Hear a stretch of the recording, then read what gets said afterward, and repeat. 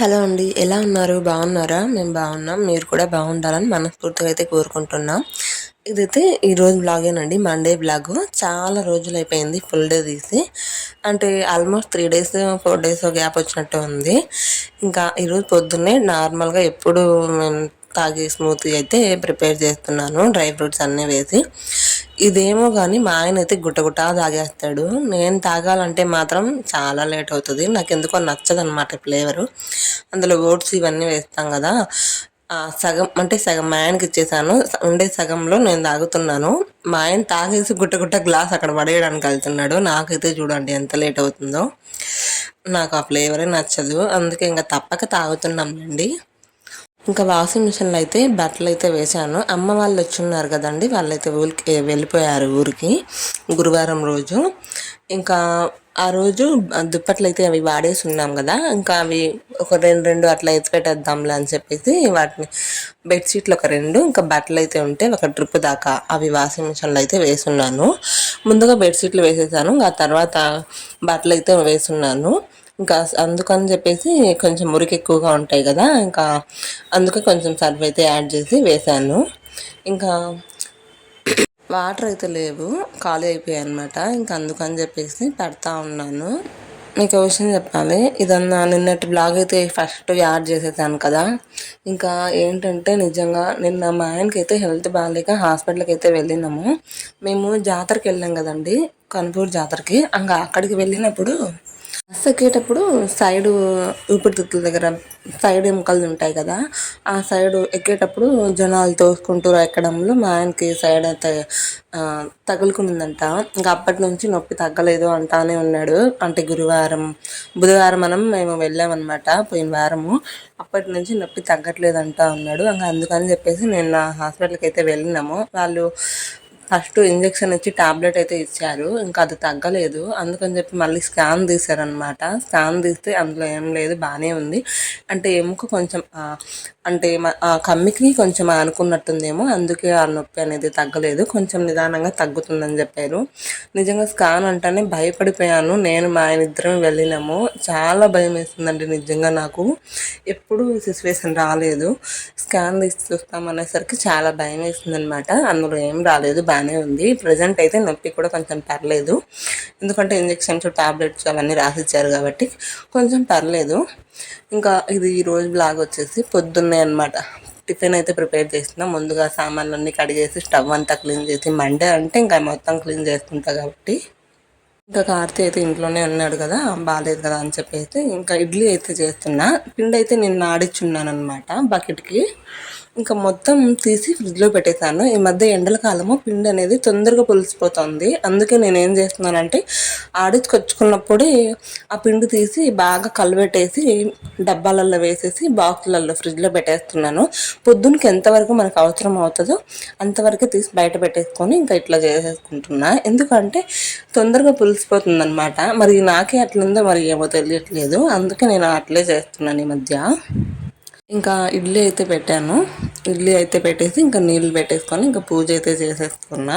ఇంకా ఒక పక్క ఇడ్లీ ఉడుకుతూ ఉంటుంది కదా అని చెప్పేసి ఇంకా స్నానం చేసేసి వచ్చి పూజ అయితే కంప్లీట్ చేశాను. ఇంట్లో అయితే ఏం తుడవలేదండి, దేవుడి రూమ్ వరకు అయితే క్లీన్ చేసుకున్నాను. మొత్తం ఇల్లు తుడిచేదాన్ని, కానీ మేము నిన్న నాన్ వెజ్ ఏం తెచ్చుకోలేదన్నమాట. సండే రోజు మా అత్తయ్య వంట చేసింది, టమాటా గుడ్డు చేసి అందులో ఎగ్స్ వేసింది. అక్కడ తిన్నాం కాబట్టి నాన్ వెజ్ ఏం లేదు కదా అని ఇంట్లో అయితే దేవుడి రూమ్ వరకు క్లీన్ చేసేసుకొని పూజ కంప్లీట్ చేసుకున్నా. నా మనసు బాగున్నా బాగాలేకపోయినా దేవుడు ఎన్ని కష్టాలు పెట్టినా కూడా ప్రతిరోజు నిత్య దీపారాధన అయితే తప్పకుండా చేసుకుంటాను. నాకున్నంతలో నాకున్న ఓపికలో చేసుకుంటాను తప్పనిసరిగా. అదేంటో పడే వాళ్ళకి దేవుడు కష్టాలంగా ఎక్కువ పెడతాడు అంటారు. మరి ఆల్రెడీ పడుతున్న వాళ్ళకి మరీ కష్టాలు పెడితే ఎలా వాళ్ళు భరించగలుగుతారు, మీరే చెప్పండి.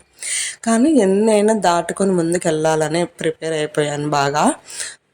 ఆల్రెడీ ఉన్న సమస్య కాకుండా ఇంకా దేవుడు కష్టాలు పెడుతున్నాడు. దేనికైనా సిద్ధం అంటూ ముందుకు వెళ్తున్నా నేను. అలాగే యూట్యూబ్ కూడా కొంచెం సక్సెస్ అయితే బాగుండు. ఇంతకు ముందుకు పెట్టాను యూట్యూబ్ ఛానల్, ఇంకా దాన్ని కూడా కొంచెం సరిగా వీడియోస్ చేయక తీసేశాను. ఇంకా ఇది మాత్రం పక్కా సక్సెస్ అవ్వాలని చెప్పేసి కోరుకుంటున్నాను. ఇక టిఫిన్ అయితే చేసేసాను కదా, పూజ చేసి ఇద్దరం కలిసి కూర్చొని అయితే తినేసాము. ప్రజెంట్ అయితే కొంచెం పర్లేదు, మా ఆయనకి కొంచెం యాక్టివ్గానే ఉన్నాడు, బాగుందండి. ఇంకా టిఫిన్ చేసేసాక వంట అయితే స్టార్ట్ చేసేసాను. ఇంకా బియ్యం కడిగిన నీళ్ళు, కందిపప్పు కడిగినవి అలాంటివి ఏవైనా ఉన్నా కానీ నేను చెట్లకే వేస్తాను. ఎందుకంటే చెట్లకు ఈ బియ్యం కడిగిన నీళ్ళు ఇవన్నీ కొంచెం బలంగా ఉంటాయంట, అందుకని చెప్పేసి చెట్లకే పోస్తాను అనమాట నేను. శంకుపూలు చూసారా ఎంత బాగుంటాయో, కొన్ని చిన్నవిగా ఉంటాయి, కొన్ని పెద్దవిగా ఉంటాయి కదా. ఇవి మా ఓనర్ వాళ్ళవిలండి. దీనికి వచ్చేసి చిన్నదిగా పూస్తాయి, ఇక్కడ పూసిన పువ్వులు అయితే కొంచెం పెద్దవిగా ఉంటాయి అన్నమాట. ఇక మా చెట్టు కూడా చామంతి పూలు అయితే మొగ్గలు అయితే వచ్చాయి, మా అత్త ఈ మధ్య వేసిందనమాట చామంతి మొగ్గలు. అవి అయితే బాగా వస్తున్నాయి. ఈ మధ్య 3 ఫ్లవర్స్ అయితే పూసాయి కదా, రోజా ఫ్లవర్స్. మళ్ళీ ఇంకైతే రాలేదులేండి. వంట కోసం అయితే ఆకుకూర పప్పు అయితే చేస్తున్నాను. ఇంకా నంచుకొని వచ్చేసి మా అత్త సామగడ్డ తాలింపు అయితే చేస్తే తీసుకొస్తాను అన్నది, అందుకని చెప్పేసి నేను పప్పు ఒకటే చేస్తున్నా. అన్నం వచ్చేసి రైస్ కుక్కర్లో పెడతా, ఎప్పుడైనా సరే రైస్ కుక్కర్లో అన్నం పెట్టేసి ఇంకా కూర వచ్చేసి గ్యాస్ మీద అయితే చేస్తాను నేను. ఈ సర్ఫ్ లిక్విడ్ అయితే తీసుకున్నానండి, ఇది 99 రూపీస్ మా సైడ్. ఇట్లా 2 లీటర్స్ అంట, నిజంగా చాలా బెటర్ అనిపించింది. ఇదైతే 1 లీటర్ అనమాట, ఈ మధ్య తెచ్చుకున్నాను. ప్రజెంట్ అయితే దీంట్లో కొంచెమే ఉంది, అయిపోవచ్చింది. ఇది ప్రైస్ ఎంతో తెలీదు, కానీ బాగానే పోతా ఉంది మురికి అంతా. ఇంకా ఈ ఈసీ వాస్తు ఎట్లా పోతుందో ఏమో ఇంకా తెలియలేదు, కానీ ఇది చిన్నది, నేను ఇప్పుడు తెచ్చింది అయితే పెద్దది. చూద్దాం ఎలా పోతుందో చూడాలి మురికి.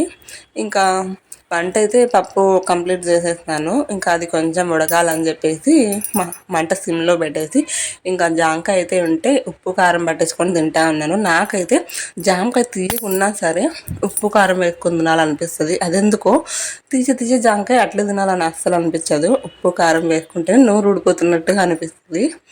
ఇంకా పప్పు అయితే అయిపోయింది, తిరువాత పెట్టేసి ఇంకొంచెం ఒక 2 నిమిషాలు అలా ఉడికించామంటే బాగుంటుంది అనమాట.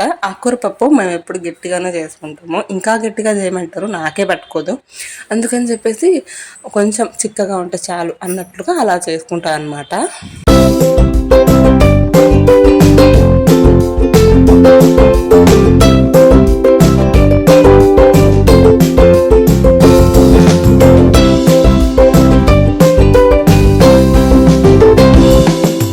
ఇంకా ఈ పుచ్చకాయ అయితే కోయమని చెప్పాడు, తిందామని చెప్పేసి. అన్నం తినేసిన తర్వాత ఇంకా పుచ్చకాయ అయితే కోసుకొని తింటా ఉన్నాము. మేమైతే పుచ్చకాయ అనే పిలుస్తాము, మా సైడ్ అయితే కర్బూజకాయ అని కూడా అంటారు, కానీ మా సైడ్ ఎక్కువ పుచ్చకాయనే అంటాం అనమాట. ఇంకా మేము కూడా అలాగే పిలవడం అలవాటు అయిపోయిందిలేండి.